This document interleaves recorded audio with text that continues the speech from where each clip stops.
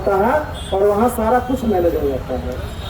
कल भी एक केस हुआ है उनके ऊपर में, आत्महत्या को उस कहने का केस। तो सुब्रत राय जो है पैसा के बल पर शासन प्रशासन सबको खरीद रहे हैं, पैसा पानी की तरह बहा रहे हैं।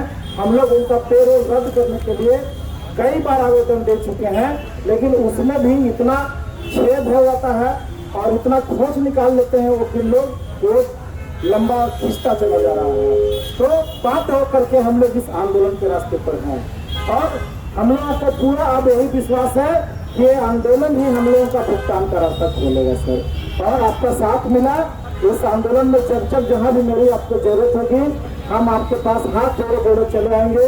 इसमें हमारी मदद करें और हमारे आंदोलन में आए। धन्यवाद साथियों।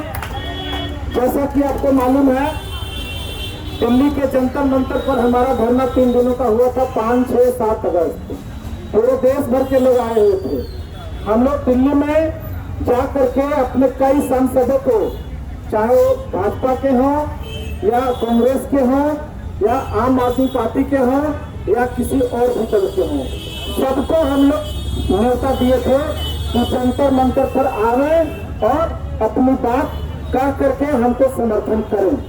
लेकिन सुब्रत राय का खौफ इतना इनके ऊपर है कि कोई भी राजनीतिक दल, चाहे वो सत्ता पक्ष हो चाहे विपक्ष हो, कोई हम लोगों के पास वहाँ आने का काम नहीं किया। मीठा मीठा बात तो किया, एक गिलास पानी तो पिलाया घर में गए तो, लेकिन धरना स्थल पर जहाँ हमारा जंतर मंतर पर आंदोलन चल रहा था, जहाँ हम सब की अरेस्टिंग भी हो गई थी, वहाँ वो आने का काम नहीं किए।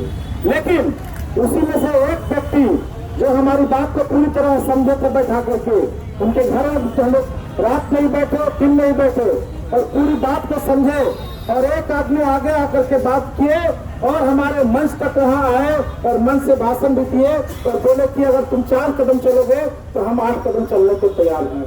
तो ऐसे व्यक्ति जो हैं हमारे आम आदमी पार्टी के माननीय राज्यसभा के मेंबर संजय सिंह जी, हम उनका दिल से यहाँ से धन्यवाद ज्ञापन करते हैं कि वो आगे बढ़ करके हमारी पीड़ा को सुनने और समझने का काम किए और हमारे मंच तक आए और अपना पूरा हम लोगों को आंदोलन में भाग लेने का जो भी था वो सब काम किए। बाकी जो सहयोग था वो भी उनके द्वारा मिला। तो साथी, हम चाहते थे कि धनबाद में भी, हमको पता चला कि यहाँ के प्रदेश अध्यक्ष धनबाद में ही रहते हैं, तो हम उनसे मिलने उनके घर तक गए कि सर हमको तो वहाँ साथ मिला, लेकिन धनबाद में भी हमको आपका साथ चाहिए। तो बोले कि जब मेरी जरूरत हो कि मैं वहाँ आपके साथ कुछ आगे खड़ा रहूंगा, आप चिंता नहीं कीजिए। आज हमारे पास वो आए हुए हैं प्रतिनिधि के रूप में और एक सम्मानित व्यक्ति होने के नाते भी हमको बहुत अच्छा लगा कि हमारे इस आंदोलन में शरीक होने के लिए आए। उनके साथ हमारे एजाज भाई भी आए हुए हैं। हम दोनों व्यक्ति का अपने मन से इस्तेमाल करते हैं, उनका हार्दिक अभिनंदन करते हैं, स्वागत करते हैं। साथियों, हम चाहेंगे एजाज भाई से कि मंच को आवे और सारी बातें अब लगभग समझ ही गए हैं, आप अपनी बात कहें और हमको इस आंदोलन में आपसे क्या